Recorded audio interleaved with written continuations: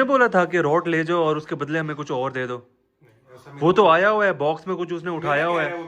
हाँ सिप्तान ने बोला था कि तुम रॉड ले जाना। ऐसा कुछ भी नहीं हुआ। ऐसा हुआ है? ये अभी तो गट्टू के हिसाब से मिला है। नहीं नहीं, गट्टू के हिसाब से होता तो गट्टू में ही होता, रेडी पर ना होता। भाईजान इतने गट्टू कहाँ से लाए?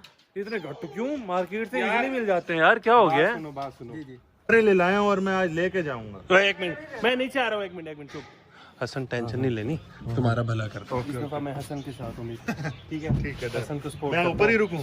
कौन से रॉटवेलर को खोलने और हसन को देना है? नहीं अभी रुक जाओ अभी नहीं यार, शाम में जाते हुए लेता जाऊंगा ना। अभी तो यार काम है थोड़ा बहुत। कौन सा काम है भाई? यार एक तो घर